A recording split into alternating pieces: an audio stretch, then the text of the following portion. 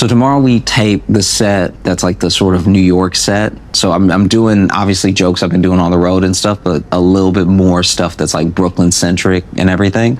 I remember early on, when I was living here, I got to do a showcase, and then I got to open for somebody at the Bell House.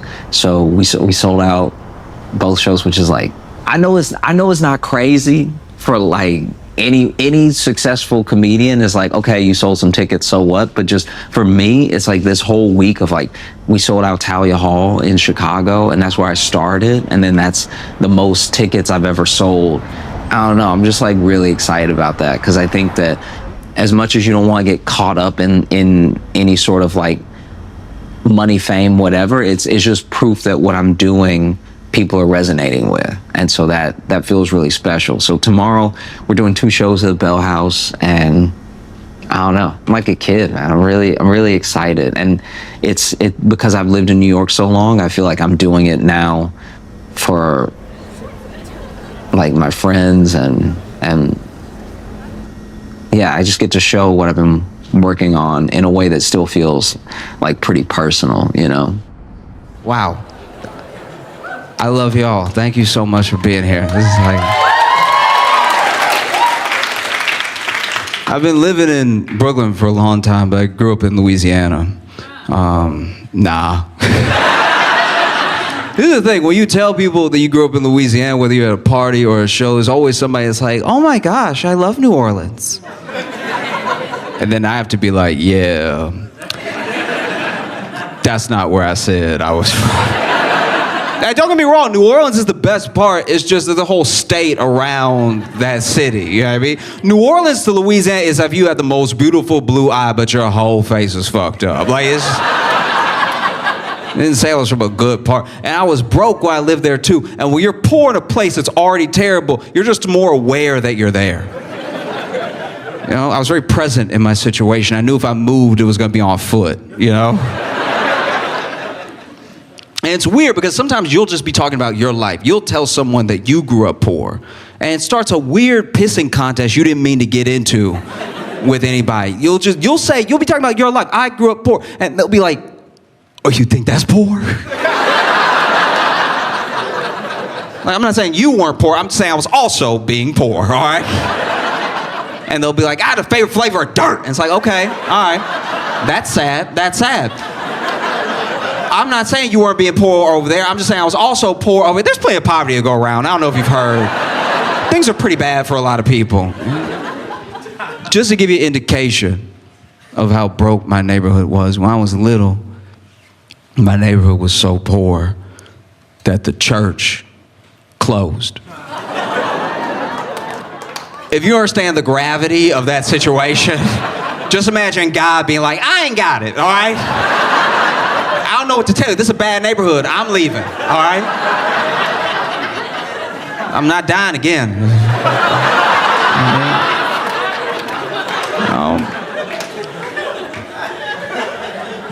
I lived in Louisiana, didn't have any money. I moved to Chicago, was somehow poor. And now, living in New York is the first time in my life where I'm like making money, things are going well, I able to take care of myself and my family and stuff like that.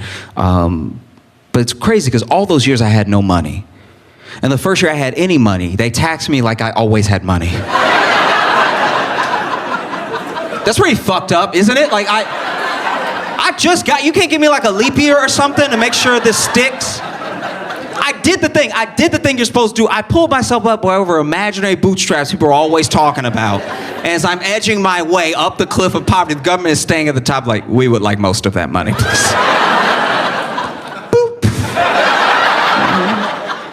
And look, don't get me wrong, I grew up the beneficiary of tax programs. I have no problem paying my fair share of taxes. I just don't like the way that we have to pay taxes. Just tell me what I owe.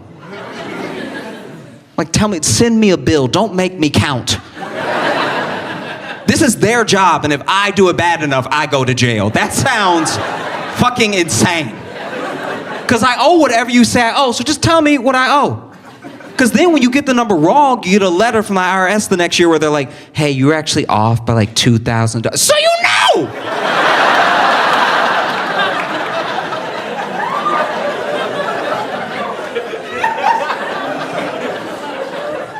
know how off I was unless you knew the number the whole time.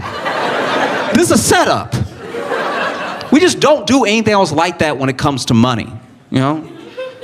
Like you never go out to eat on a date and you sit down and you look at the menu, but there's no prices. But you order, you eat, you enjoy yourself. But then at the end of the meal, the server doesn't just walk up to you like, so,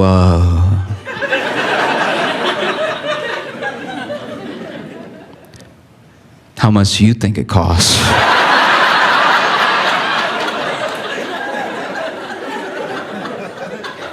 Don't worry, I'll wait. Oh, and by the way, if you guess wrong, there is an officer waiting outside. Like it's insanity. It's just crazy in a country like this, right? In a country with this much of a wealth gap, this much of a general income gap, where your financial well-being is left completely up to you with very little financial education to go out into the world with. It's crazy in a country like that, we still have game shows. That doesn't feel weird to anybody else that every night hundreds of people are getting on live national television to win life-changing amounts of money, and they lose and they still clap. That's the most Black Mirror shit we do. How has no one cursed on a game show yet? You went from $8,000 to zero. How has no one ever just looked down and been like, fuck?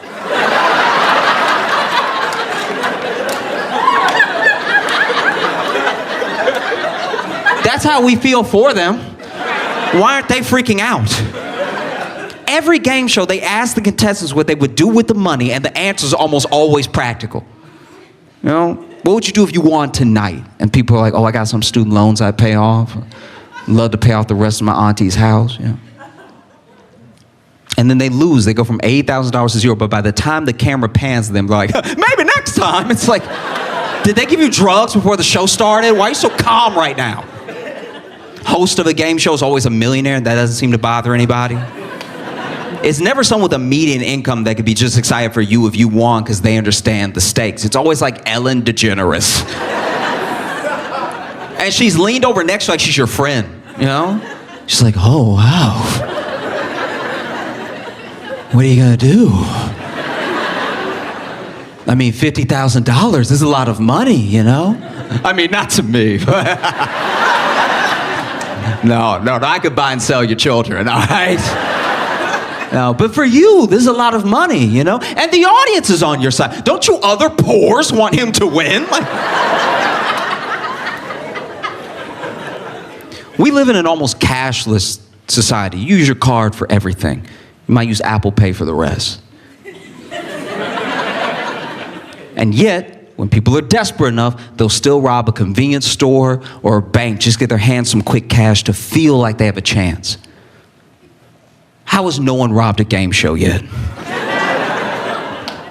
If I was on Wheel of Fortune and I was in dire straits and I went from $100,000 to zero, I think I'd just be like,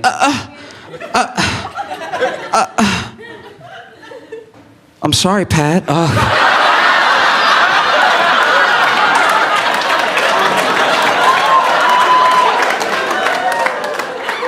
I think we're gonna have to keep playing.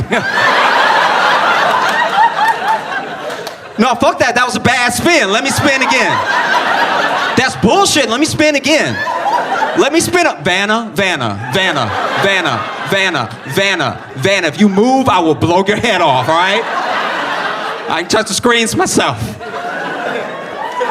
You think Howie Mandel is strapped? He's not. Go to Deal or No Deal with a fucking gun and be like, open all of them. How about that?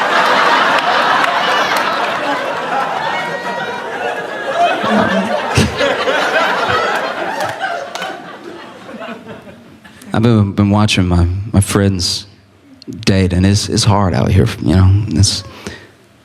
It's tough for people, especially because we're not kind to each other. Like, it's terrifying to be vulnerable when you know people are just ruthless, you know? And the thing I watch happen more than anything else, especially between men and women, is we'll use a stereotype to write the other person off. You know? Like, from men to women, it's crazy. It's like, I don't listen to her. She crazy. Crazy as hell. Crazy ass.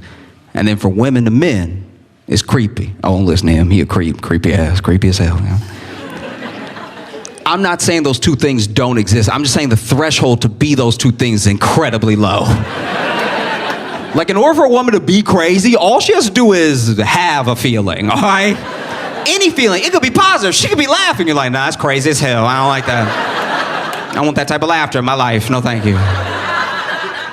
And all a dude has to do to be creepy is age. That's it. Bro, just be you and 60. Just keep living your life, but be 60. Someone will be like, like... I can't tell you how many times I've been out with a girlfriend. She's like, look at that creep sitting by himself at the bar. I'm like... Yeah, it sounds like he's not bothering anyone. Like, let that dude be 60 somewhere. Because what I don't like about it is that it's almost always covering up a thing. It's a thing you don't want to say. So you say the thing that's a stereotype to get people on your side. You know? Like, is she crazy? Is she really crazy? Or did you just get caught? So it is like half the time you were doing something you weren't supposed to be doing, and she caught you, and now in the face of facts and evidence and good points, all you have left is try to make her question reality, you know? That's why dudes be up here like, she believe everything she see with her eyes. She crazy as fuck. Like, I can't deal with this type. I didn't sign up for this. Like, just because she saw me do it, she gonna be like, you did it. This bitch crazy as hell. I can't. Is he creepy? Is he truly creepy? Or is he just ugly? Like, when are we gonna start being honest? I get it, he has a crush on you and it's sweet, but when he looks at you, his eyes don't go in the same direction and it's upsetting. But we can't just add a whole personality trait. Did we learn nothing from The Hunchback of Notre Dame? An entire Disney movie dedicated to this exact situation. Quasimodo wasn't creepy, heart of gold, but he was fucked up looking. We can all admit it. And he laid his feelings out for Esmeralda. Esmeralda did her damnedest. She really did. Quasimodo told her how he felt. And Esmeralda was like, ooh.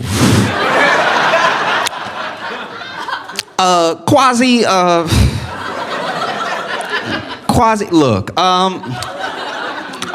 he a knight. Okay, this might be my only chance to get out the hood. All right, you understand. Which is honestly Esmeralda's loss. You know, it really is, because you know Quasimodo was packing. All right? He had to be. Nobody walks like that doesn't have a hog, all right? That whole movie that it was up here doing this shit, like... Nah, he was slinging pipe, okay? And he was strong enough to ring the bell by himself. He would have split Esmeralda in two. She wasn't ready. She wasn't ready. The name of the tour has like so many different meanings. Like, there's the 15 aspect of like trying to release 15 minutes every week. There was the, you know, the sort of freshman is like a renewal thing. Like, this is my first year doing stuff the way that I've been doing it. But I still feel like so new. I still feel like a baby sometimes, because then you get around people who are just masterful. Like you see the way that they work and the way that they write, or just their stage presence. So much to learn from everybody, and I feel like I'm still just soaking it all up. Like I don't know. Like I still feel like I'm like everybody's little brother sometimes, because I'm so curious about how everyone thinks and about how they put together what they put together. Watching people be so much more centered than you even know how to be, that's fascinating. And then watching someone take over with their stage presence in a way that's like magic, you know? It's like, I feel like it is like magic sometimes when you look at magicians, and magicians, a lot of them probably know what each other's tricks look like, but every once in a while somebody will create something, and they'll pull something out of nowhere that even makes the magicians go like, damn, that's wild. And I feel like that for jokes sometimes, you know, and that's what I want to create for other comics and other people. It's just like, you think you know where I'm going and you don't, you know, or just the whole overall thing was like an experience. Y'all have great laughs. I love y'all because y'all are actually laughing. You know what I mean? Like, you'd be surprised how many people pay money to come to a comedy show, buy drinks, and then still don't laugh because they're self-conscious about their laugh. But your laugh is still you expressing joy. We can't be so hard on ourselves that we're like, no, my joy is stupid. I sound like a fucking idiot when I'm happy. I'm just gonna sit here and stare so I look normal.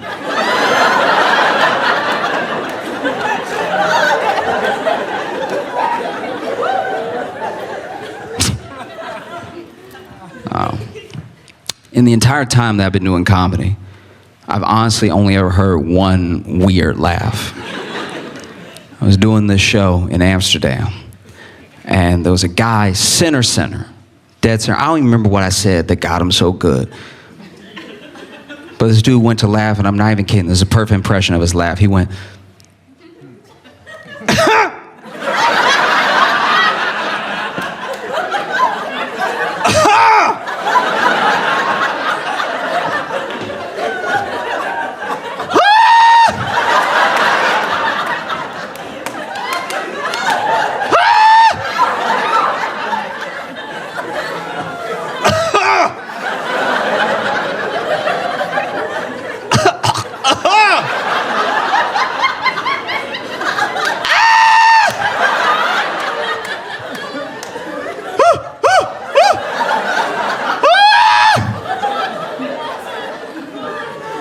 not only did I stop,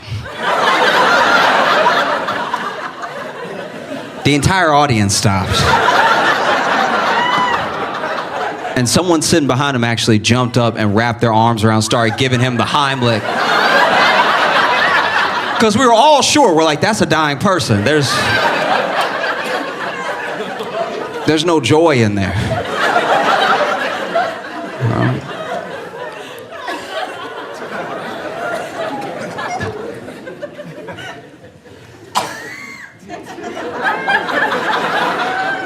I'm not gonna lie, I had a flashback just then. Like that. When you coughed, I was like, there's no way. There's no way he made it to Brooklyn. That's wild.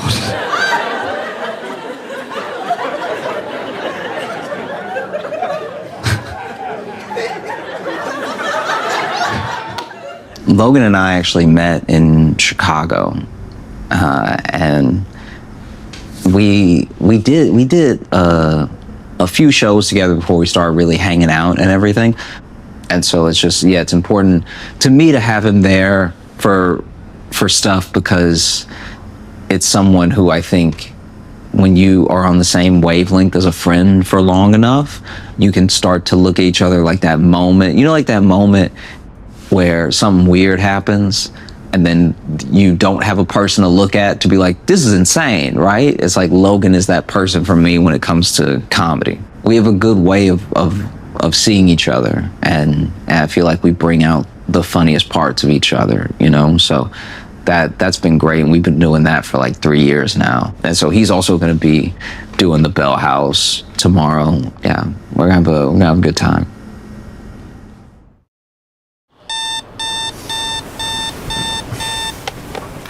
I slept pretty well. I had that sleep where you fall asleep and then you wake up in a panic, thinking it's been maybe 10 minutes and it was all night, which I think is good sleep, even though you woke up like screaming.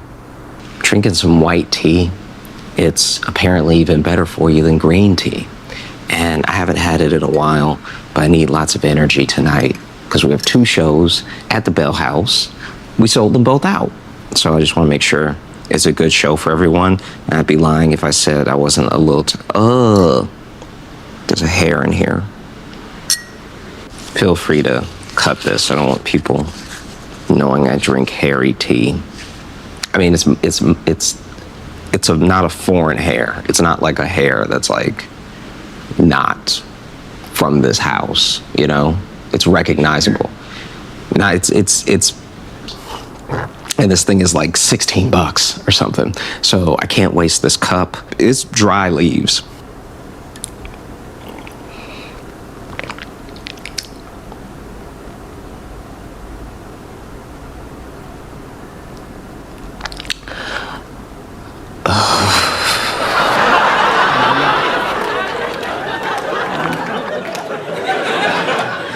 I think I've been freaking out about getting older in a way. Like I feel like it's hard not to compare yourself with anyone else your age and just or anyone in your career and everything, and wonder if you're not aging in like the right way, you know? And I wanna, I don't know, I wanna age as best as possible because it's coming. There's nothing you can do about it. But there's just so many, there's only a few lanes, it seems, as an old man that you can go. There's only a few directions. You could be creepy old man. You could be like an angry old man. You could be a sweet old man. Or you could just have dementia. Like, it's just, these aren't a lot of great options. You know, and I'm scared because I don't know how much you choose. Like, life keeps happening and you keep reacting to it, and every reaction feels rational, but who's to say? You know, I'm scared I'm gonna become like an angry old man because I already hate kids. But not kids at large, not kids as an idea. I got beef with specific children. There's a few of them already that like, ooh, one day, you know what I mean? Like, just, I'll tell you about one of them. I was walking down the street and I was minding my own business, how most of my stories start, right? And then there was this Girl Scout. No, you need to be on my side, all right? I'm gonna tell you what she did, just listen, okay? I was walking down the street and there was this Girl Scout and she over here working her little corner or whatever, like. And she laying it on thick too, like cookies, you know, like all that stuff. And so I'm walking and then I'm trying to just avoid eye contact because she already not at my height level, so I'm just staring straight ahead and she like cookies, all that stuff, right? And then she like leaned in just to make eye contact and was like cookies, and I was like, oh no, I'm okay. Thank you so much though. You have a wonderful day. I said all that. I didn't need to say all that. I didn't need to say all that at all. I could have just kept walking. I could have acted like something was playing in my AirPod, like something, right? But I said that because I'm like, look, she out here, young woman trying to be an entrepreneur. I'm gonna give her an encouraging word, okay? I'm not gonna give her any money, but she's gonna, you know, get good vibes off me. So I'm walking, I'm like, oh, no thank you, but you have a great day. And I'm not even past her yet. She's still right here. As I get closer, she goes, it's okay if you're broke.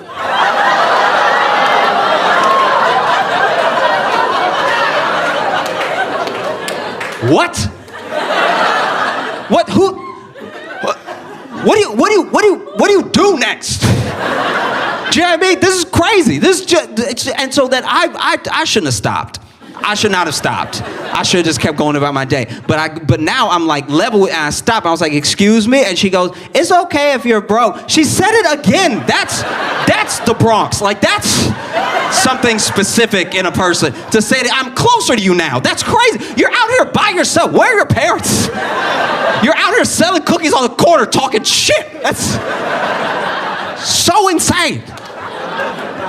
And it's like, what do you do next? I can't just be out here yelling at this. I can't just be a grown black man out here on the street yelling at a little girl holding cookies. Fox News would have a fucking field day. If I'm just out here, they get a still of me like, she's holding the cookies like this. New York Post, black man strikes again. That's... No, what do you do? So I hit her with everything that felt like within the parameters of polite conversation to do. I told her, I was like, Santa ain't real, all right? Too fair. No, because she was gonna find out anyway. And with a little girl like this, Santa ain't coming anyway. So like, let me just... I'm like, Tooth Fairy ain't real, Easter Bunny ain't real. And she was like, I know. And you don't have any real money. And I left. I left because what do you do? So I left. But I was like, I'm gonna go home, and I'm gonna pray. All right. I'm gonna pray against this little girl. Lord, just keep it that same size her whole life. Just.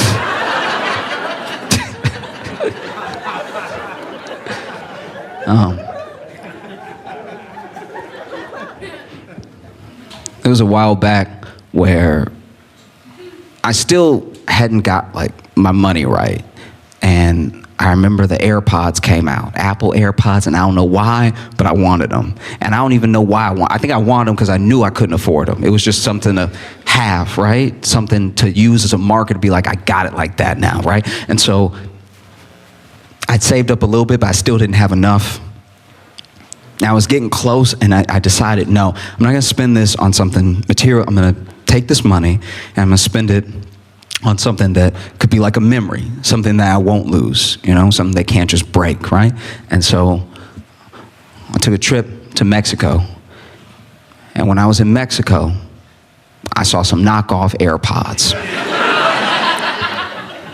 And they were cheap, and they weren't just cheap by conversion rate, they were cheap in pesos. They were so cheap, I thought they were a toy, right? But I was like, let's roll the dice and see if these really work, right? If they compare to my phone and everything. And so I bought them, I brought them home, and I opened the box. Now the box was bigger than AirPod box usually is. And then I opened it up, and then the AirPods were like 3 times bigger than AirPods are supposed to be. So first of all, when I put them in, they genuinely hurt. Like these, I don't have the biggest ears, but these were hurt. I had to wrench them in. I had to use leverage to squeeze them into my head. And then, you know how they're supposed to come here? It's like they were hanging low. It's like anybody that could see me could see these weren't real AirPods. They look like 2 wrenches hanging out of my head. And so I remember I turned them on, and I had to press the button because they were so big, they had buttons. All right, so I pressed the button, and it didn't even make a technology sound. It wasn't like, it was like, immediately. And I don't know if this is related, but as soon as I turned them on, my balls hurt. I don't know if that's part of it, but I turned them on, and it was like, and immediately. And so I turned them on, and then while I had them on, my mom called me. And I've never used any sort of listening device that could connect to Bluetooth where somebody called you and sounded like they were behind you. I hit the button to answer the call. I was like, ding, ding, and then, because you had the ding, ding, and then I hit the ding, ding, and then I was like, hey, Mom, and she's like, hey, how you doing? I was like, oh. And I tried it for 3 weeks. 3 weeks, every day, I was like, it's not gonna hurt tomorrow. Kept putting them in my head, kept wrenching them in. It took 3 wrenches to get them in. It was like, doom, doom, doom, and they both be in, and every day for 3 weeks, right? And then finally, I had to hang it up. I was like, you know what? If you want something, you gotta get the real thing, You gotta get the genuine product. And so I went ahead, I put them up, stopped using them, saved up my money, got some real AirPods. But then the real AirPods, they didn't fit in my ear because I had stretched it so much. And my right one snapped back a little bit, but my left one still loose. My ear ussy is not tight at all. It's loose as hell.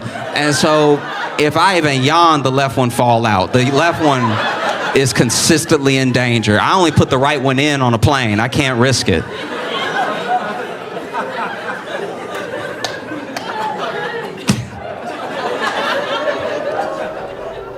So conveniently, I just happened to have the cue cards from when I did Tonight Show. Our next guest can be seen at the Helium Comedy Club. Oh yeah, I was doing the clubs that week. And Josh Johnson, see him at the Helium Comedy Club in St. Louis, November 2nd and 3rd. Please welcome the very funny Josh Johnson!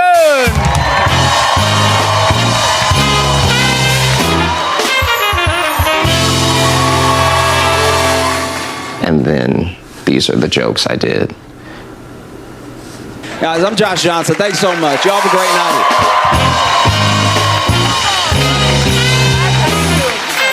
We'll be right back.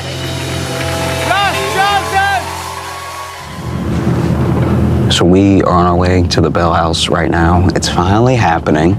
We're about to get ready for the show.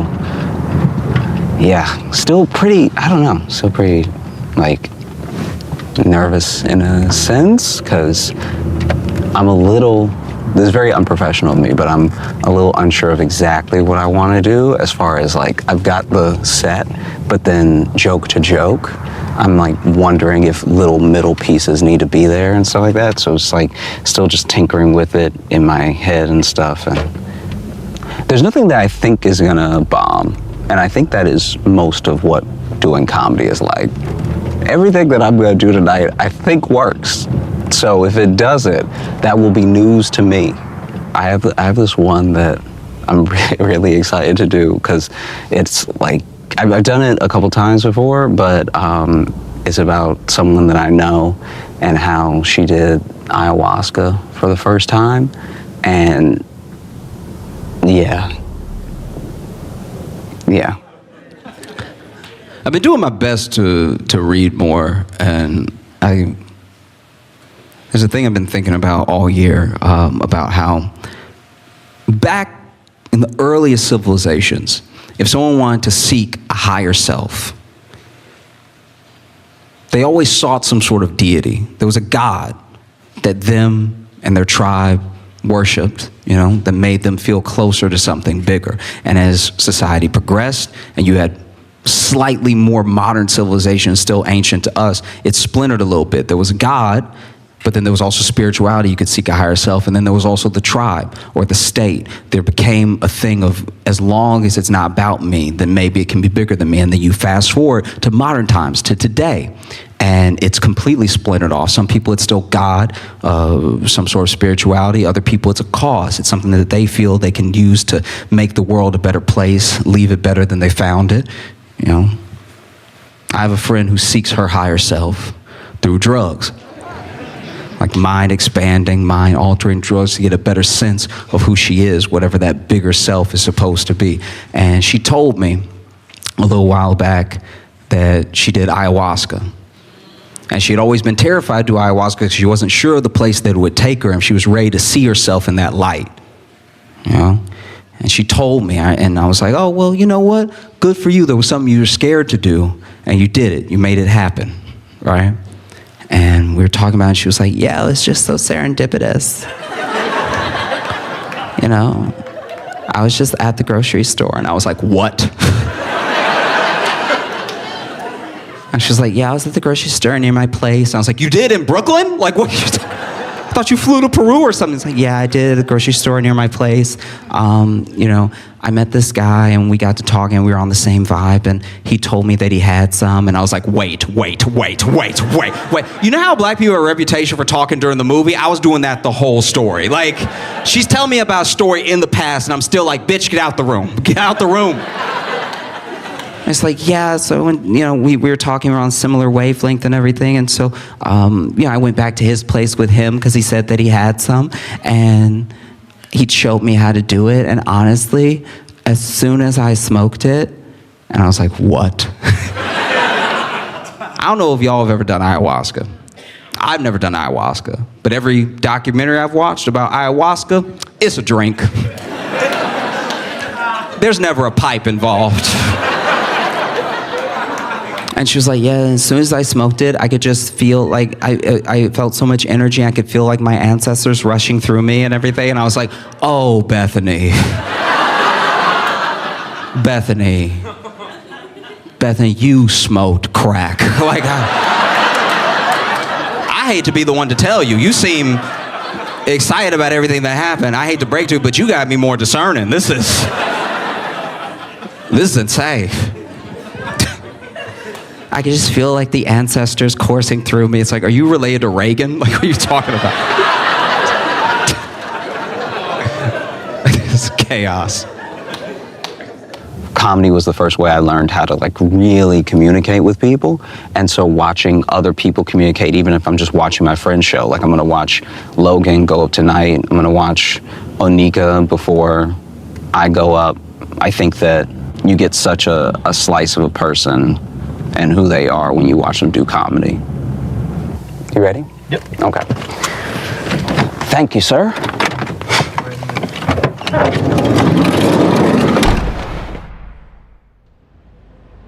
Do you get nervous? Are you nervous? I'm not nervous yet. It might hit me like in a little bit.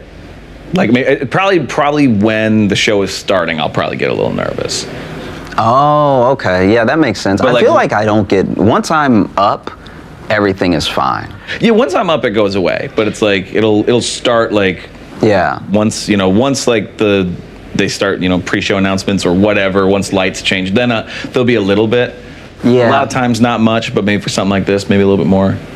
Once I am up there, though, I feel like I am where I'm supposed to be. So it Yeah. all sort of melts away.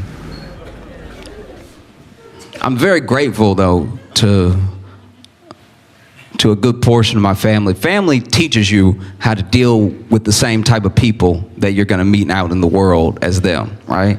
I feel like I deal with crazy people well because my uncle. My uncle is a conspiracy theorist, but he don't believe in any of the popular ones. Everything my uncle say, I've never heard anybody else say in my entire life. I was at my uncle's house one time. I was just chilling with him, right? Sitting there watching TV. Out of nowhere, my uncle turns to me during a commercial, and he goes, "You know them kangaroos is a myth."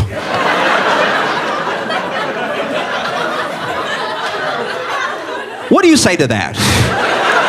What do you say next to something like that? What's the plan now? You know what I mean? And this is my thing with conspiracies, is that if there's money to follow, I can understand how somebody got there, right? I'm not saying it makes it true. I'm not saying it's any less crazy, but money is an incredible motivator. It's one of the most powerful ones that we have as people. So if there's money to follow, I could see how someone arrived at some sort of conclusion, as crazy as it may be. So I asked him, who is making money off of all of us believing in kangaroos? And without missing a beat, he was like, I bet them zoos making a pretty penny. It's like, that's... What's wrong with you? Like, what, like, you think there's just a guy. You think there's just a guy in a suit, just a former Olympian jumping as high as he can for 8 hours a day. He's like, you making some good points. I'm like, I'm not in it. I'm asking you questions. I don't agree with your thing. Don't do that. I sat down with this man and watched an 1.5 hour documentary about kangaroos that I didn't need because I'm a believer.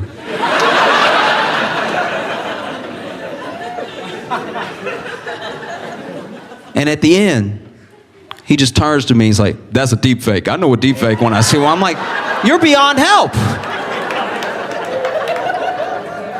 I think that's why I'm so freaked out about getting older. It's the way that we treat people who are older. It's who we turn into when we get older. You know?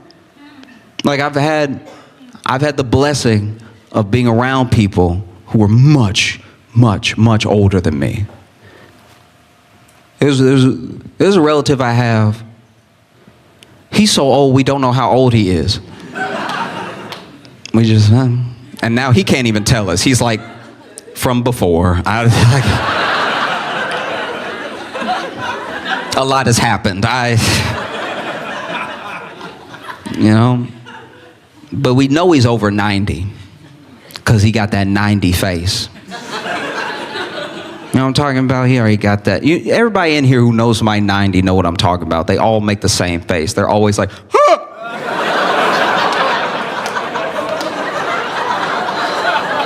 Non-stop. No matter where you take them, every All the time. It's like they're surprised they're still alive. Like every night they go to sleep and they wake up, they think it's gonna be heaven and it's regular earth. And they're like, oh! What's wrong? Now, I used to wonder why they made that face, and I think I figured it out. All of us are still living in the world. We're still active participants in the world. Things happen in the world, we react to them in real time. We still affect change in the world. He's not like that. He's been retired for decades. He's been sitting on a couch watching Westerns. He's not in the world. So every once in a while, somebody tells him something that's happening in the world, and he's shocked. And that's what you're seeing is permanent shock face on people in their 90s. Because I'll say something I don't even think is that groundbreaking. You know, I'll just be chilling with him. And he'll be like, ah! They made women's basketball? I'm like, yeah, dude, a long time ago. When are you from?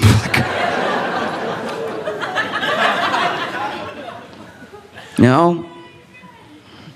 But it is a blessing to have people like that in my life. It actually, you know, I appreciate it for what it is. And I hope I get to live that long. But if I do, then I'm gonna have a thing. There's gonna be one day where I'm like, ah! It makes me wonder what mine is gonna be. You know? Like, it's probably gonna be a sex thing. I feel like social stuff, I'm pretty malleable and things sort of roll off my shoulder, but I think one day in 2050, I'll be sitting there like, huh? They're sucking elbows now?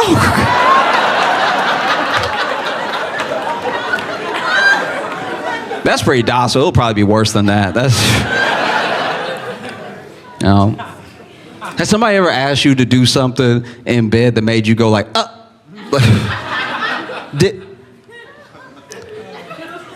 Did the last guy do it? Because like if the last guy did that, I'll do it. But if you just came up with this, I don't feel comfortable, all right? Don't get me wrong, if the last guy did it, I'll do it. I'm not gonna be outdone. But if you just came up with this, I need to do some research because I've never heard of that before. You know? I just don't want to do something for someone and then they go out in the world and they're like, Josh loves sucking elbow. It's like, no, don't do that. Tell him you asked me to, all right? Tell him you had to ask me twice, okay? Because first I said no, then I said, then I did it.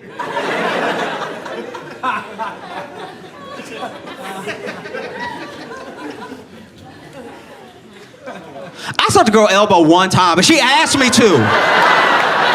I didn't get it either. It didn't make sense to me. Sitting there like, is your wiener stimulated? Like, no.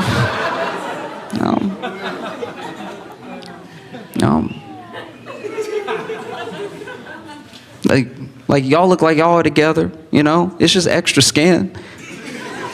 That's what's weird. Like y'all might go home later and get a little freaky and everything, and like, look at your elbow and look at his balls. That's the same skin, you know what I mean? That's why I don't like when women are like, ugh, balls are gross. It's like, you got balls too, bitch. Don't do that. How do you feel the tour has been this year? Because this kind of whole year has been the freshman tour. And we've been a lot of different places, both flying, road trips, a little mix of everything. How's that all, when you look back on it? When I look back, I feel really good about it because I think that I think that we've both grown, and I also feel like we've made better and better shows. Oh well, now you're ruining it. Don't touch me. This is terrible. Sorry, this is actually how we are. I'm sorry if it's bad for this. This is. I think that we've made better and better shows for people to come to. I think so. I think that for the most part, I can't help but be happy with everything. And then it's great to meet people afterwards and hang out with them and talk to them and stuff. I'm always bummed out when there's like too much of a time crunch to do the meet and greet. Like if we have to leave or something. Yeah. Or if there's another show right after or something, like that always makes me a little sad because I do like to meet everyone and I don't know, I'm a chatty guy. Yes. And that's why sometimes with meet and greets, I'm working as security to keep it moving. Josh, welcome to the stage, please. Yeah. I do want to take a second to thank every single one of you so much for being here. Thank you for watching. Like, my life really changed this year, and it's because of y'all. You know?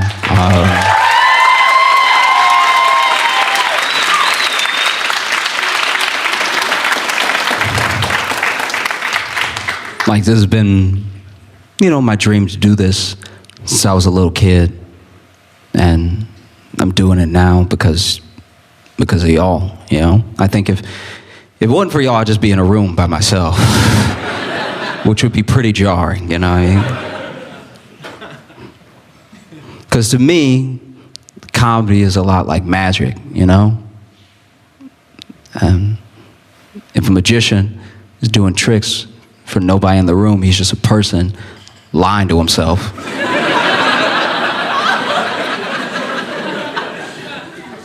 I'm about to make this disappear. It's in my hand. You know?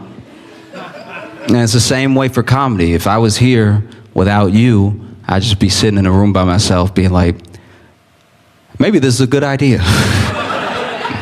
So I appreciate y'all. And I've had to do a lot of self-reflection this year. Maybe I can make this idea make sense. Okay, there's a person that I think that I am, and a person that I actually am. And I spend all my time trying to make sure that those two people are the same person. Does that make sense? I don't want to walk around delusional, not really know myself, what I'm like, you know?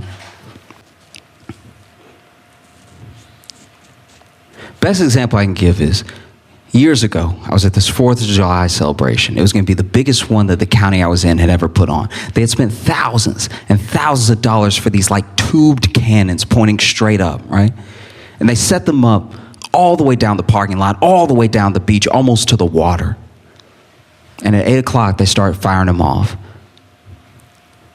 It's the loudest thing I've ever heard. And it's one of the most beautiful things I've ever seen because it took up the entire sky.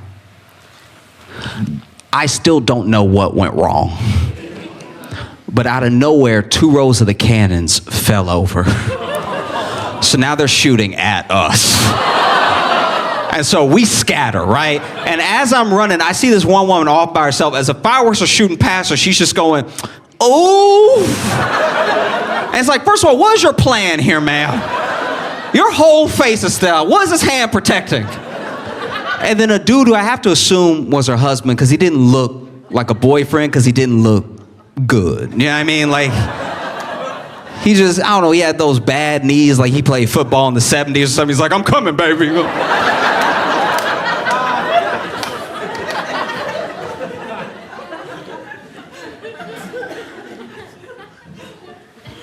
And he made his way over to her. And she's right here, right? And when he runs over and he gets to her, he does this. Like a standing spread eagle to cover his wife from the oncoming fireworks, right? And then a whistler. I don't know if you know which one that is, but it does a tight circle, no color. One of those is coming right at him, all right? And then right when the whistler was to him, where you are to me, he went, oh, and then moved out of the way.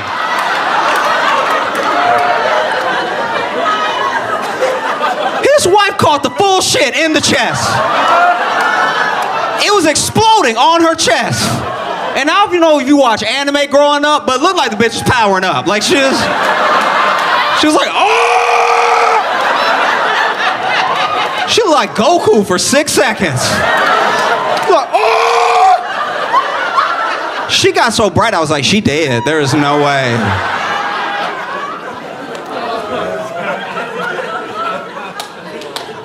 But that's what I mean. There's a dude he thought he was.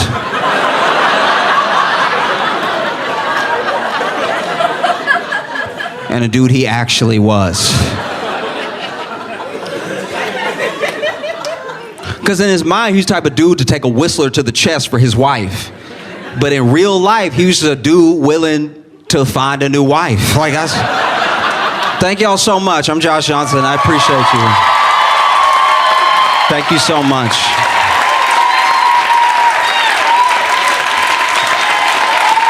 Thank you. Thank you, thank you, thank you. I mean it. I appreciate every single one of you. Thank you so much for coming out. And there's a lot more to come. Thank you so much. Have a good one.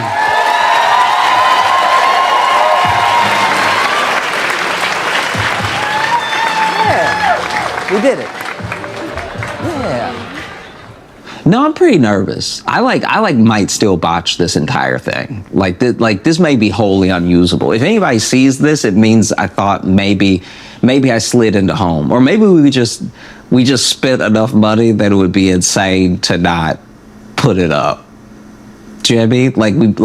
It's like it would be a waste to just not use any of this, even if I did kind of botch it. I mean, do I sound okay? I think I'm getting a sinus infection. Like, as I'm talking to you, I'm getting, like, drainy.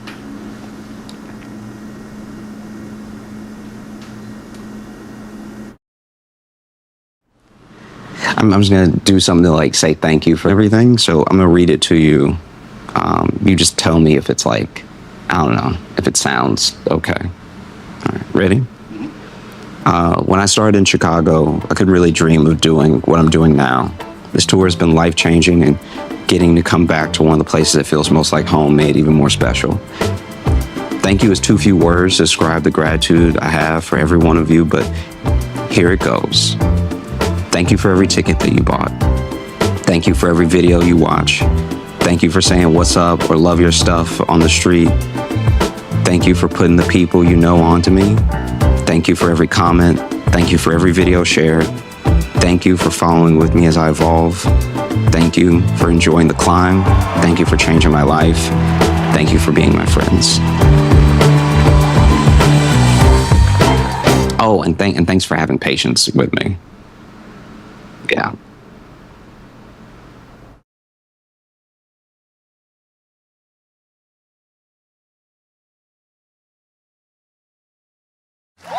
Please make it loud for Josh Johnson!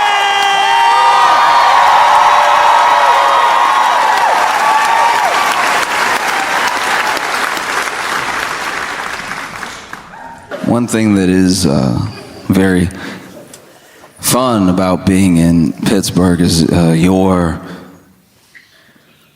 sort of singleness in fandom. The way that you love the Steelers, right? The way that you, yeah.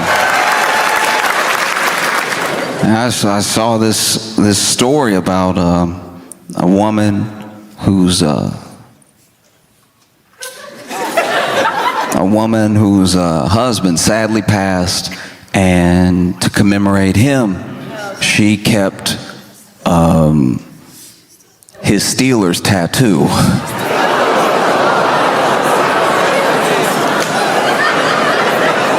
I'm glad we're on the same page.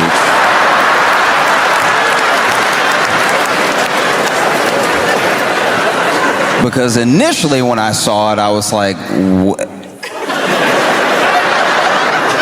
yeah, no, kept the Steelers tattoo, and it's like in a little,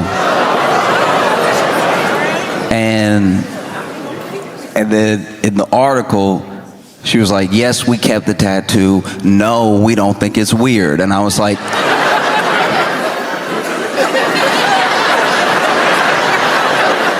I figured you didn't think it was weird.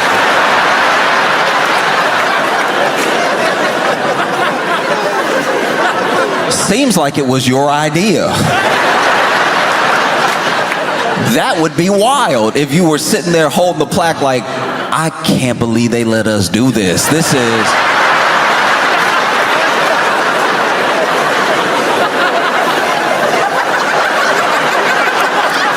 little odd, right?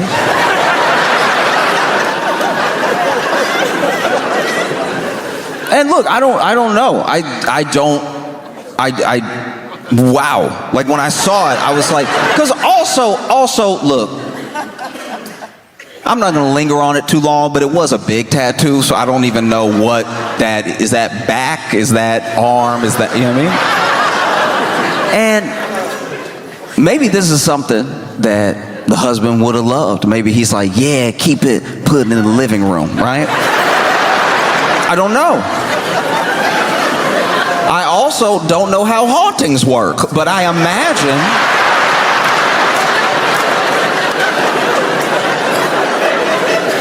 I do imagine having some of my skin means I'm gonna stop by.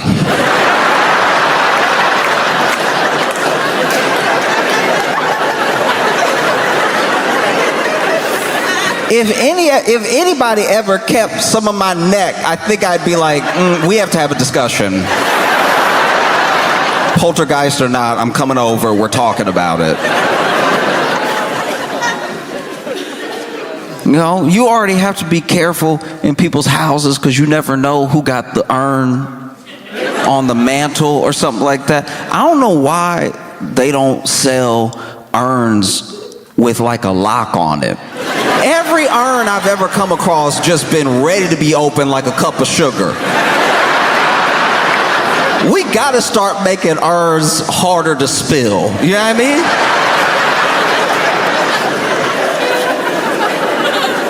I've been in people's houses where they got, whether it's like a family member or the pet, they got the urn on like a mantle or a bookshelf, and I'm like, that's a little high. If it falls, they will be everywhere. And it does sort of, I don't know. It does taint the memory a little bit if this urn fall and now you gotta Dyson him up.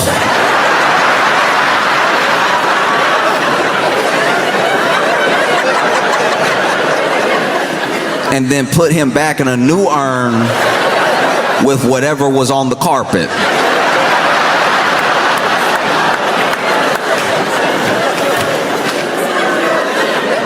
Just something to think about, baby. I don't, literally, just even McDonald's cups are harder to spill.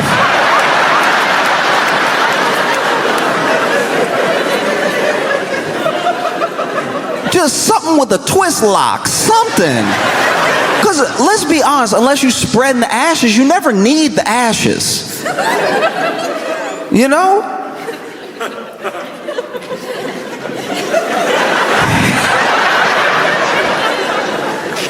It's not like you hiding something in the ashes and then you're gonna open up the urn, pull out the Glock. Like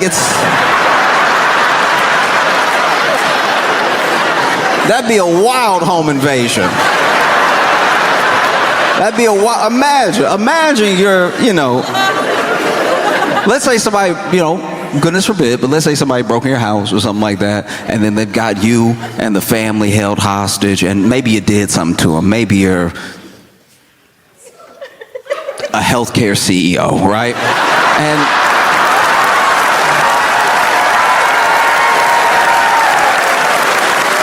And so then they got you tied up with your family and everything, and it's like, look, I'm sorry, all right? And they're like, sorry is not enough, you about to go. It's like, okay. All right, I get that, but okay, look. A long time ago, my wife passed, and I always said that, like, whenever I go, I'd like to go with her, and she's right there. Intruder gonna be like,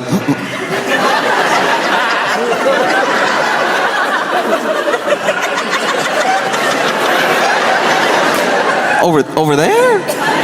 Yeah, she's on the fourth shelf next to Great Expectations.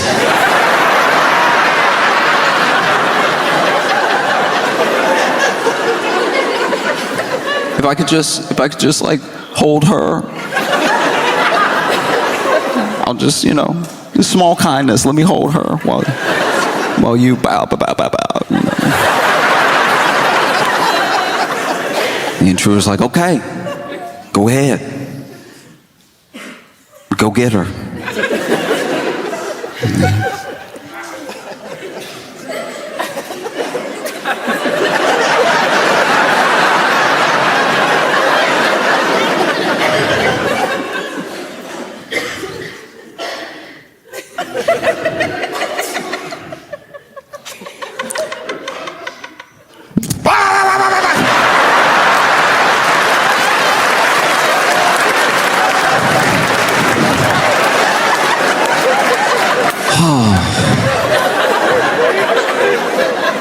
Thanks, honey.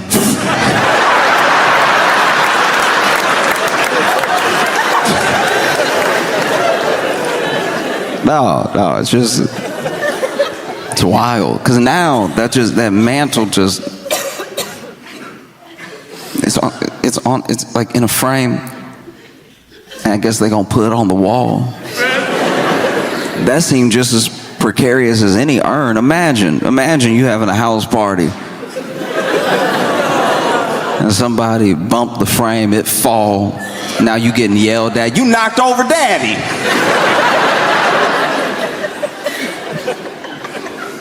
Everybody does things differently, and some people very differently. But once again, I don't know. I don't know if he would have loved this sort of thing, But it'd be crazy to think he might be looking down like, ugh.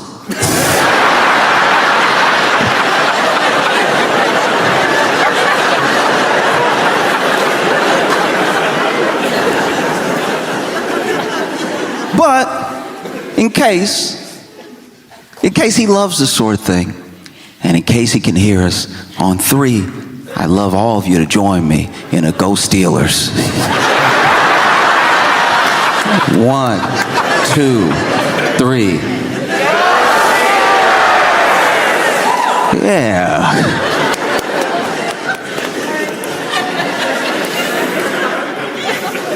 Hopefully that will stop me from being haunted.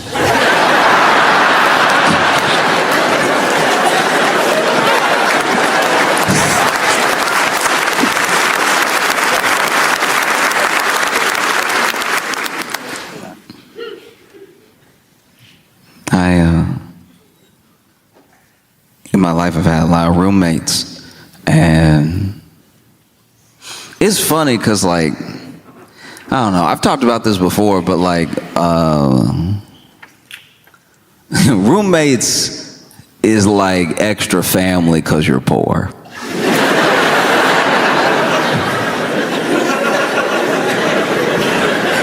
You don't exactly bunk up with a stranger because things are going well. Every roommate I've ever had has been out of necessity.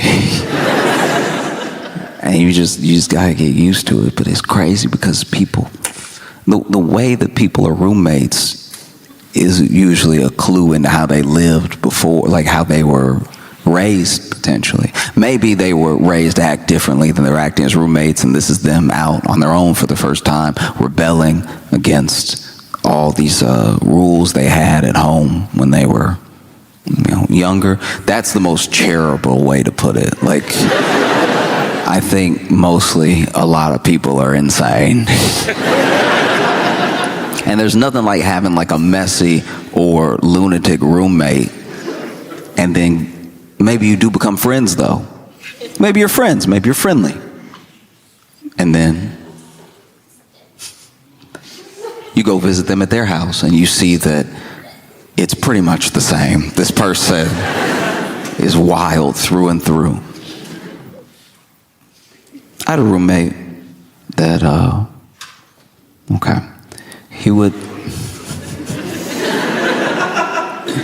there would be some nights where he would sleep in the bathtub. He had a bed, he had a mattress, he had pillows. But he said he would sleep in the bathtub because it felt more normal to him when he would wake up from a night terror.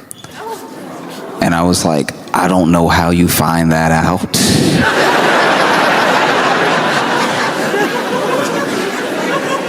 That means this man had night terrors and tried every room before he went tub.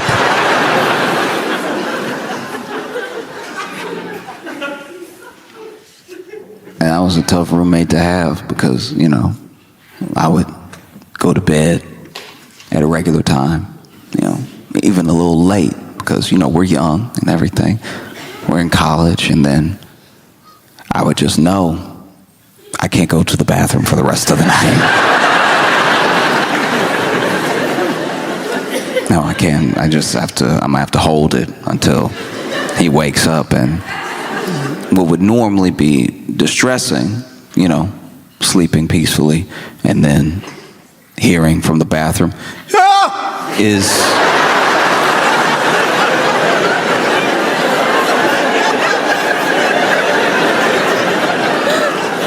only made a relief, because then I know, okay, he's up, I can go.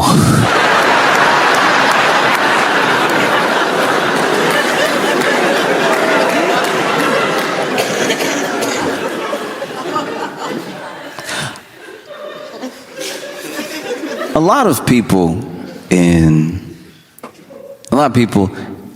America worry about terrorism. This is a top concern for some people, and it just depends, mostly to me at least, on when you were born, you know? And I think that within this understanding of terrorism, there are many different definitions, you know?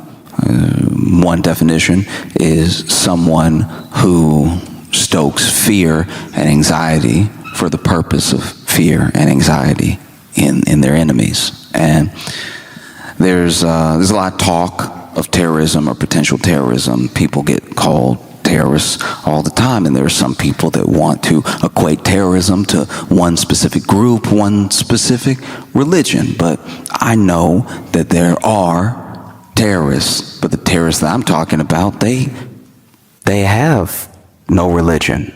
The terrorists that I'm talking about, the terrorists that I believe already live in the U.S., they don't have some God that they call to for their purpose of doing what they do. They just do it to stoke fear and anxiety. I'm talking about people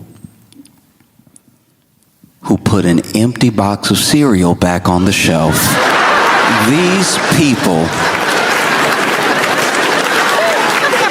have no place in our society, all right?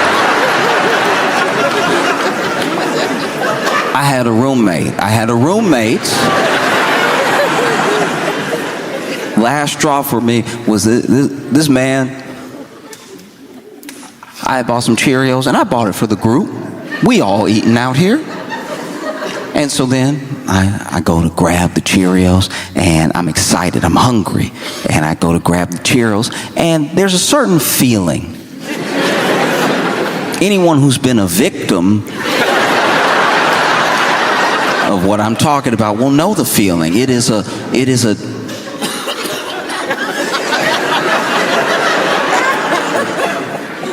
weightlessness of despair.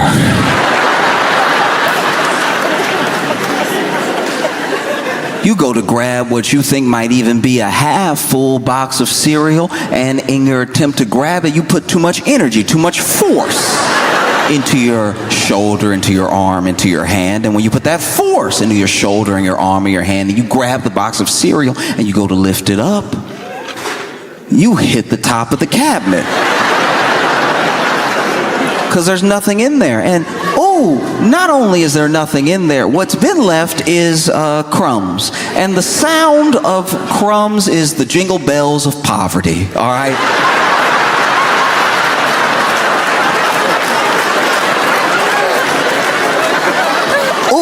I've never felt poorer than when I hear crumbs. Hearing crumbs is right out of Oliver Twist. Crumbs is what Charles Dickens wrote all his best work to. I didn't even think I could hear crumbs. Oh, but they have a sound. It's a mix between bread particles bouncing off each other and then a whisper. It's in a moment. It's something that almost can't be identified. And it's the whisper of those crumbs, the same way that you could split atoms or you could collide particles and make an entire boom, a bang, a nuclear bomb and a hydrogen bomb. The banging together of these bread particles makes one singular noise, and it is the universe telling you from a point of almost quantum physics, bouncing the particles off each other, that you're poor. That's the sound of poor. Wouldn't you love to say yum? You'll never say it. You're too poor. These are crumbs.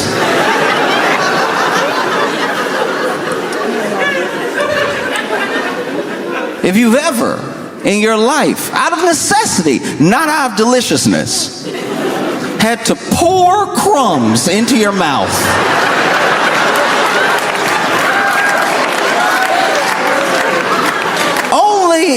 in the Bible do I imagine this level of thirst for food. You might as well be in the desert. Even if you are in your Pittsburgh apartment, you might as well be in the desert if you are opening your mouth, letting it hang while an entire bag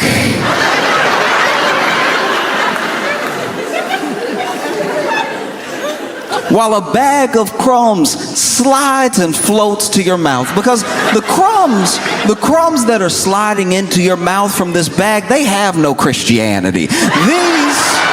These crumbs are there to embarrass you. They're there to make you look and feel poor while you pour them into your mouth.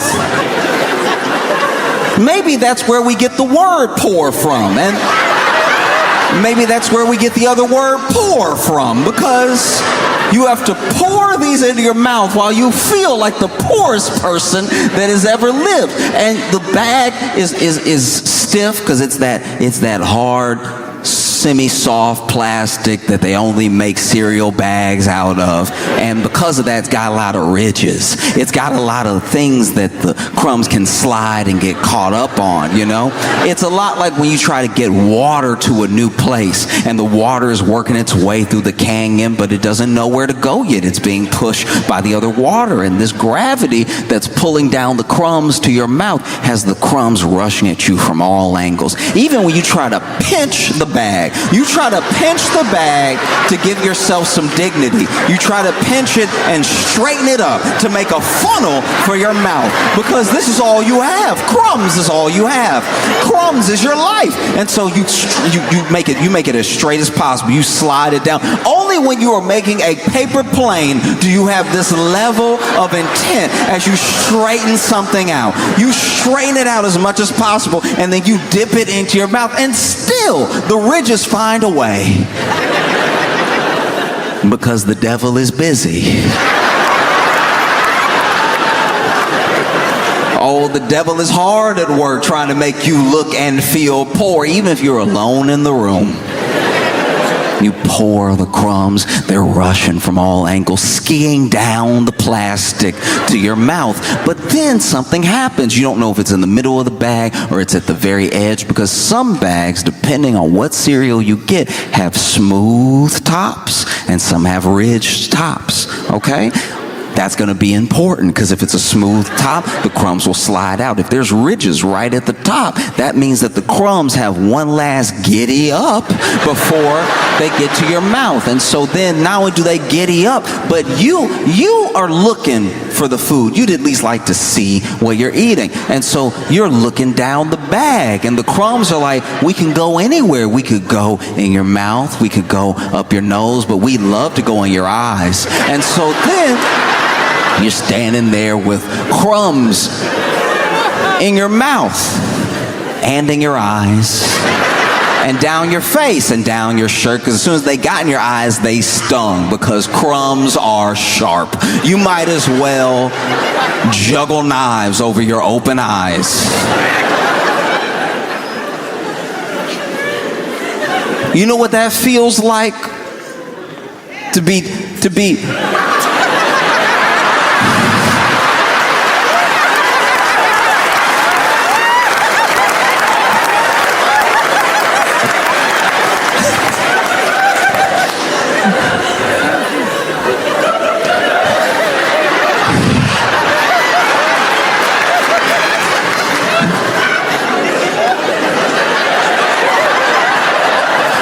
You know what that feels like, to have to dig Cinnamon Toast Crunch out your eyes?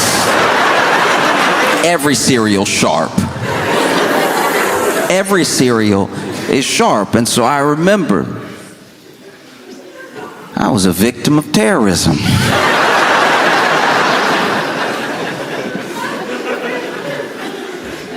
And I took my crumbs like a man. But then I confronted my roommate. I said, hey.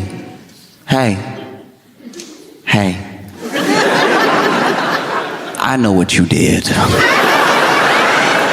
You know what you did. I don't know why you did it. I feel like I've been very respectful. I feel like we have a good rapport. I don't know why you would engage in such a vicious attack against my Saturday. And he was like, what? I was like, you know what? Because he did know what. Because without me saying anything else, he was like, look. I put it back, but there was some in there.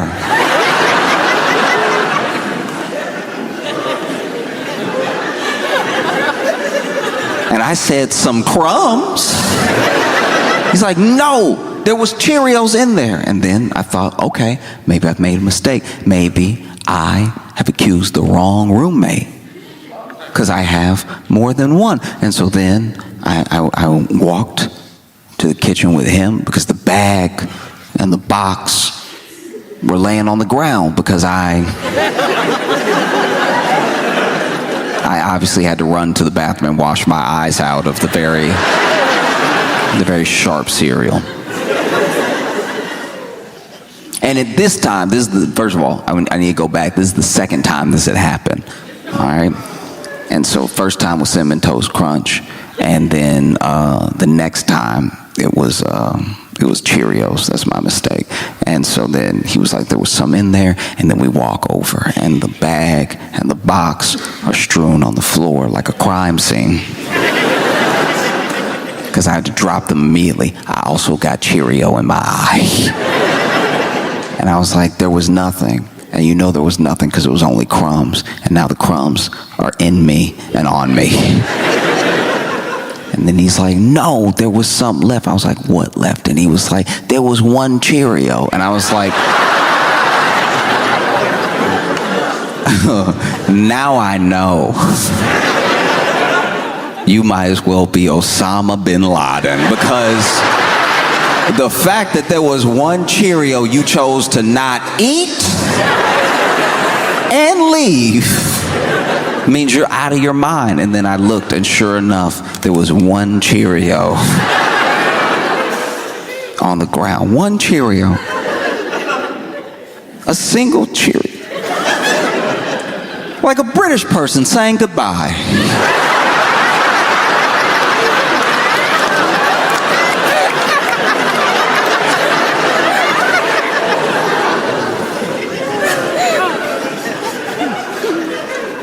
Obviously, I didn't kill him. I'm here with you now, but I thought about it. I struggled a lot, growing up, even into like early adulthood, with opinion of myself, with like body image and everything. It's very difficult sometimes for any young person to believe, if they don't already believe, that they are lovable, or that they are good in just the way that they are. Basically, that they are enough. You're still working on yourself. There's still things you want to do with your life. You got your whole life ahead of you, but there's nothing extra you have to do to be worth anything, you know? And it's a hard thing to convince someone of who doesn't believe it. I wish more people believed it. If you saw yourself the way that the people that love you see you, what a beautiful world that would be, you know?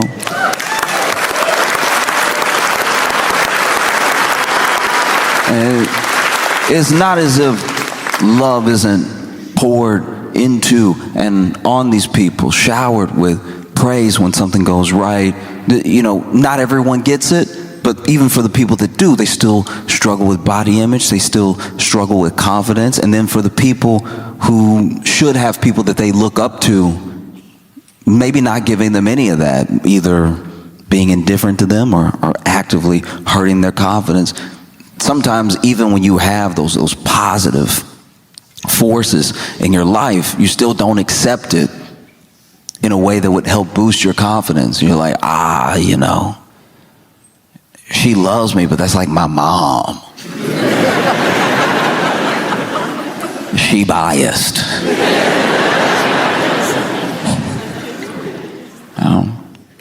And I know for me, I spent a ton of time trying to work on myself in different ways. Some things that I actually needed, some things that built me up, and some things that were maybe a little bit unnecessary, you know? I really struggled to look at myself in any positive way until I got really fit. Like in my head, really fit. I should look like I saw other guys and I thought I should look like that. I should look like a version of that, at least, you know?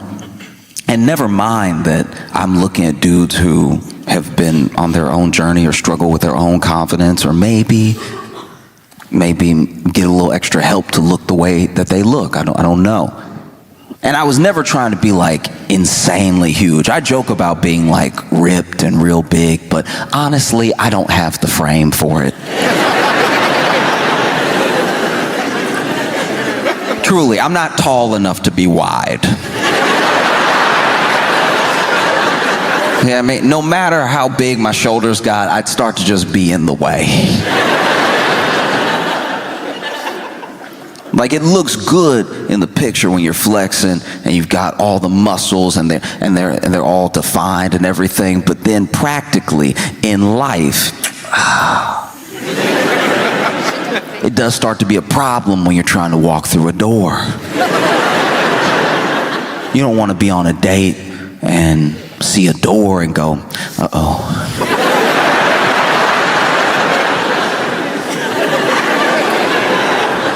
How do we handle this?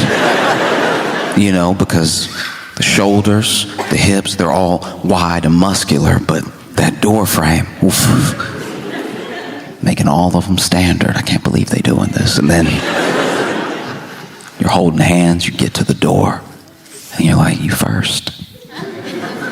You look like you being a gentleman, you know. Please go ahead. And then she walks through the door with ease, and you now have to figure something out. You're standing on the opposite side of the door, and you're like, oh, okay.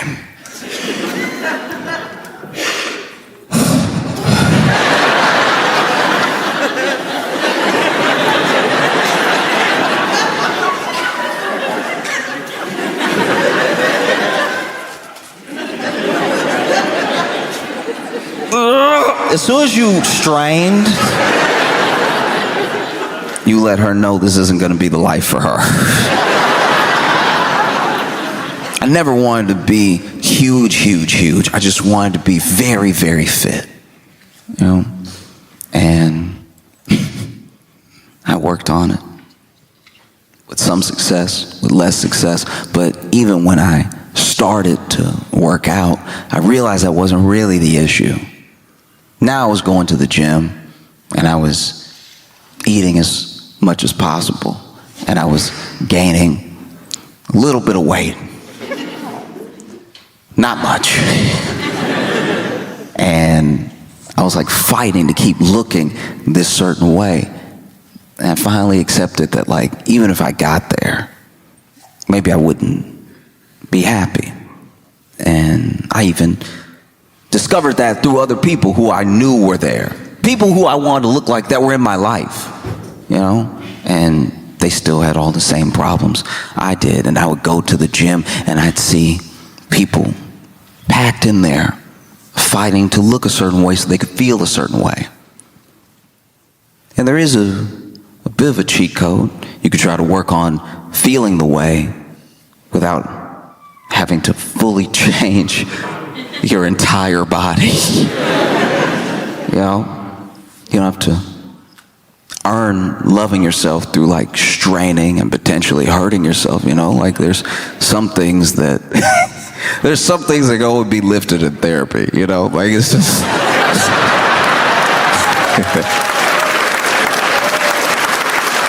and but I remember I would see these workouts, and sometimes you see people get creative. There are a couple machines that are pretty straightforward. You sit down, you want to row, you put your feet here, and you pull. And that's the exercise right here. This is just what you do, and you do it for your back. You know, you work a little biceps in there too, and maybe if you're trying to work more of the back, you can lean forward a little, lean back a little with the pull.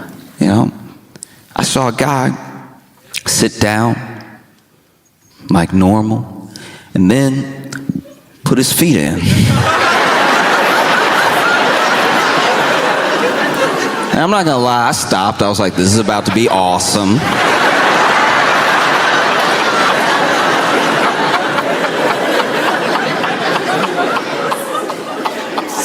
And this man, I don't know what muscle it works out. It seems like it just ruins your joints, but he went,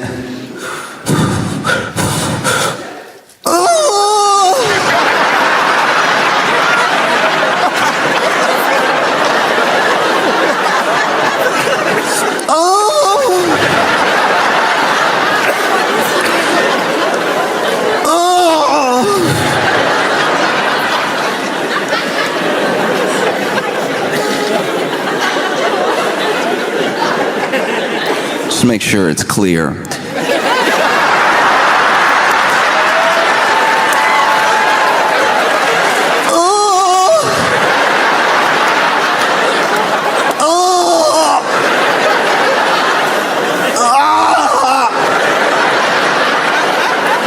And it looked like it felt like it sounded.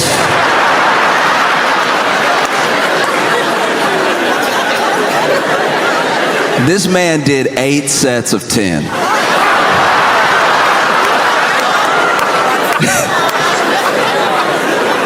And I watched the whole thing.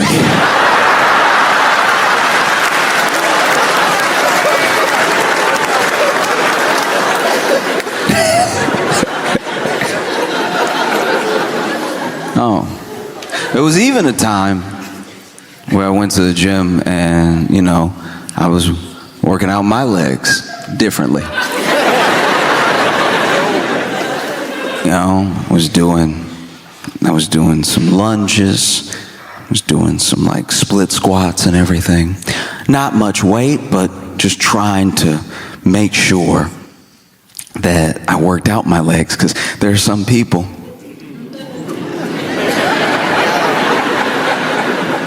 that in all that self-consciousness and all of that wanting to build up for yourself, your body and your image, they still only work on the glamour muscles. They forget the base. They forget their core sometimes, and they definitely forget their legs. And we've been told since we were children that the legs are important. We've been told in many different ways. We've been told by PE teachers. We've been told by coaches. We've been told by parents. We've been told by cartoons. There's an entire cartoon dedicated to people who skip leg day. Johnny Bravo was trying to warn us. for our entire childhood. How important leg day is. That's not a structure you want. You don't want to have more hair than... So I was working out my legs, and so I'm packed into this gym with a bunch of other people, which is, look, it's very frustrating because this gym was unfortunately affordable. So a lot of people were in there, you know, and I was one of them, and I was hopeful. You know, sometimes they sell memberships all year and they're counting on people not to go. The way the gym structures are built out, it's so that you get all of these people here, but they're signed up, they don't actually show up. And so a gym is able to run fairly efficiently as long as like 1/10 of the people who are members show up at a time. If everybody showed up that was a member of the gym, if everybody started to really decide to work on themselves, it would look a lot like TSA.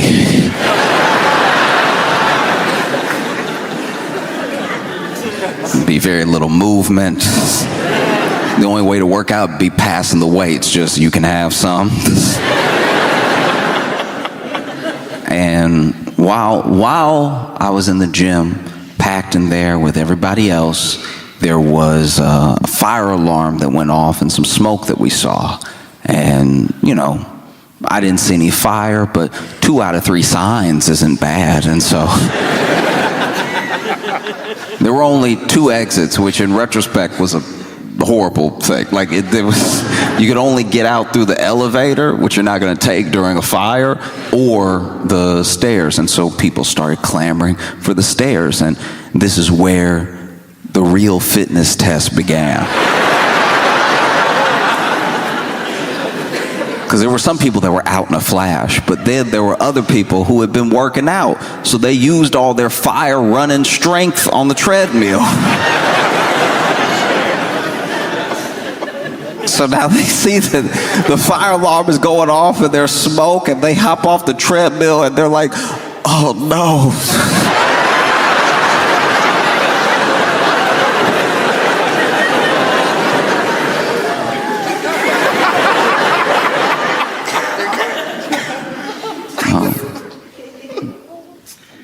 And then there were other people, what I would assume people who were a bit out of their mind, that even treated the running out of the gym like a workout. There was one lady literally still looking at her watch going,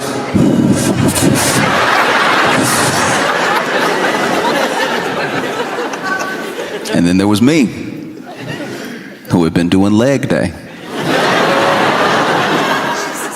Tried to make my way out as fast as I could, but honestly, if I could brag on myself for a second, I had gone pretty hard. You know, I had a PR and everything, and a PR is what you don't want to have when it's time to run.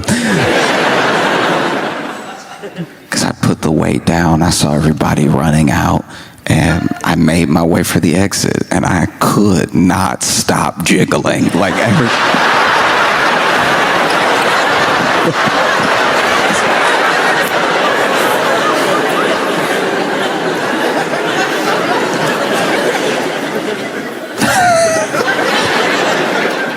yeah, I don't know if you've ever been in a situation where you have to evacuate for a fire, but nobody moves like there's a fire. Even as you're going downstairs to like get out of the building that has smoke in it, that is like clearly, at least seemingly on fire, you still get people that do that thing that people do when they get to the top of the stairs, where now that they're clear, they just enjoy their day. If you've ever been in a walkway, there are people who can't wait. At the beginning of the stairs, they can't wait to get up there. And then as soon as they get up there, as soon as they are past the last step, they're like, oh, yes. As if there's not a ton of people behind them. And so I'm noticing as I'm shaking and jiggling down the steps, how slow people are going down the steps. And so people do start to scream like, hey, hurry, move it, you know, fire.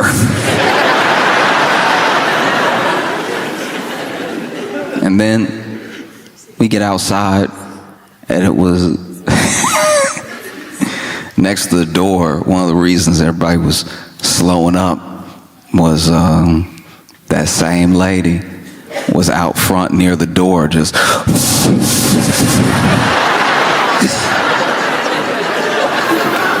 like next to the door, just run. Like you still got the rest of the world to run. What are you waiting for? If you're waiting for your gym buddy, you left him. You left him to die.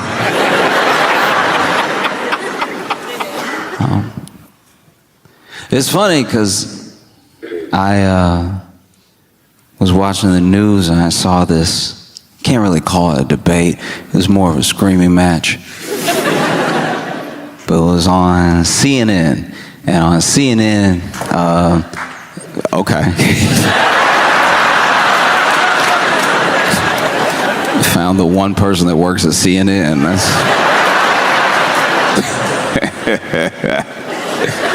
Man, I've never heard anybody clap for CNN like that. Yeah.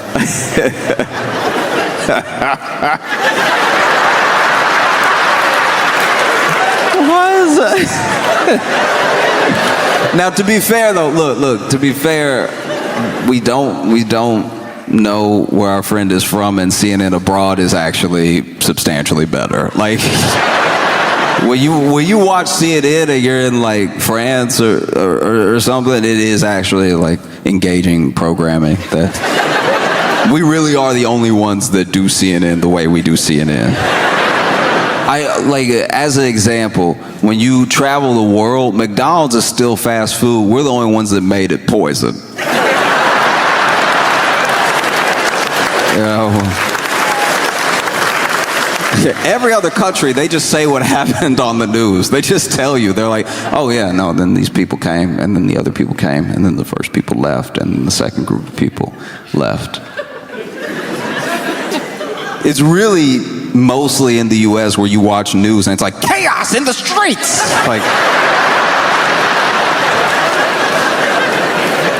Like every news segment is cutting a promo for a horror movie.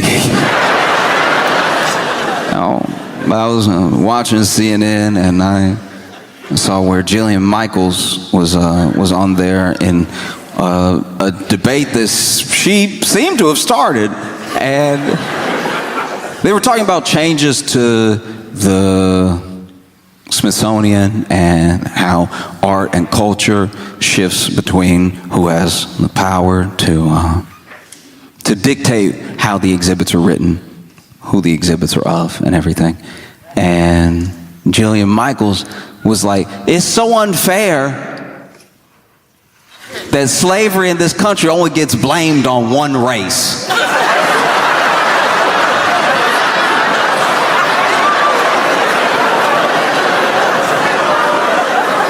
Look, as outrageous as that is genuinely funny. Like, look, I'm not gonna tell anybody how to feel, but if you heard the words I said, that Jillian said, and you immediately got angry, I would ask you to take a step back. I'm not going to tell you how to feel. You can be angry if you want to be angry, because it is a very short-sighted, ignorant thing to say, but that's precisely why it's so funny. It is absolutely hilarious. But the best way I can describe why this is funny is when I was a kid, I would be at home alone for about 3 hours. I would get off, from school. I would do practice, and then I would get home and I'd be alone for about 3 hours, right? So for 3 hours, I was the only person in the house. And one day, I I was just walking through the house. I was eating something. I think I was like eating some Easy Mac and walking, not paying attention where I was going. And I knocked over this vase. And it was a vase that my mom loved, right? And so it smashes on the ground. And I genuinely didn't know what to do because I was like, man, I'm going to be in a huge amount of trouble. I need to think of something. And in my head, I was like, what should I do? Should I call my mom now and be like, hey, when you get home, you will want to beat me. But I feel like if I tell you now and you're going to be like on shift for another half hour, and then just the concern, because I never call you, I'm hoping the concern that you have that I am calling you you'll be so relieved that I'm alive, that I'm not dead, you'll want to kill me less. You know, because having that coworker be like, it's your son, you know what I mean? And then have you be like, oh, what, my baby? And then I tell you what I'm about to tell you, and then you're like, oh, I'm just so glad you're still with us that I would hate to make it so you were not, right? That was one thought. Then the other thought was, look, I've given this whole having a family thing a good run. Maybe I dip right now. Maybe I leave home right now.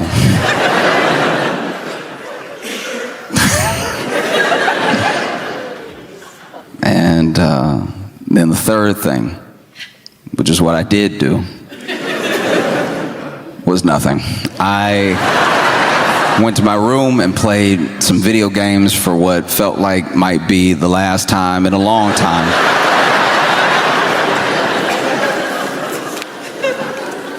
And then my mom got home. I remember all the noises of her getting home. I remember the like screen door, and then the lock, and then the lock turning. And then the deadbolt turning, and then her walking in, the screen door shutting behind her, her shutting the door, her locking the door, and the deadbolt. Again, every footstep from the front door to the kitchen, because she missed it at first. And then every footstep after the kitchen back into the living room, where I heard my name. And not my name the way you know it, my full legal name.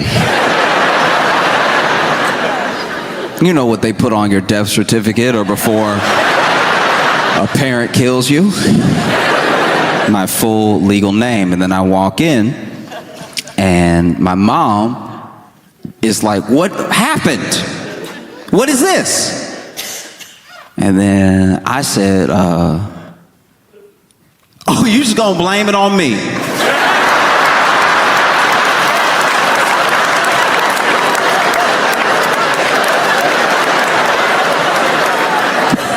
Wow. Maybe I was in there playing video games the entire time. Maybe somebody broke it and left. Maybe I'm lucky to be alive right now. You're just gonna immediately blame me because I was the only one here.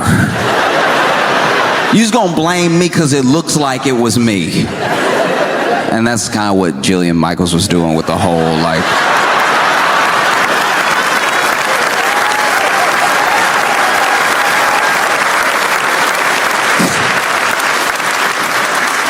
Yeah, that's kind of what she was doing.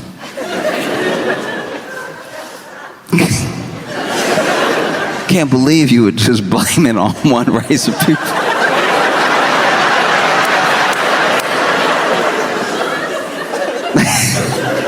And it's so funny too, because when it comes to history like that, there are always these bad actors that try to pull the thinnest straw man out of the woodwork. You know, there'll always be that person. There was a guy.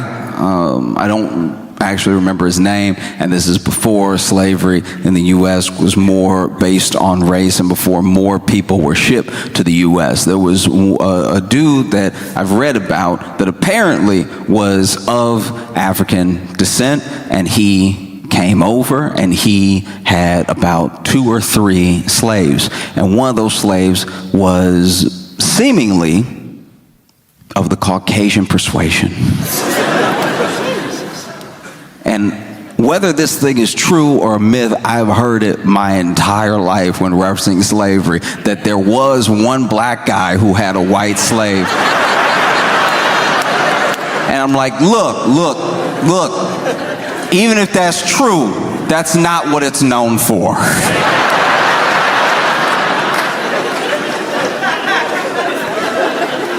Do you know what I mean? Yeah. Just picking and choosing how you present an entire idea. And it makes sense to me that someone like Jillian Michaels would say something like this. She is from a reality TV show. She's known for the show The Biggest Loser. Yeah, that's who she is, that coach from The Biggest Loser. You know, the nice one. The Biggest Loser was a show, I don't think it's still on the air anymore, so if you're not familiar with the show, it was a show where they would bring on people who were overweight, struggling with image and everything, and they would help them lose weight by making them do slavery.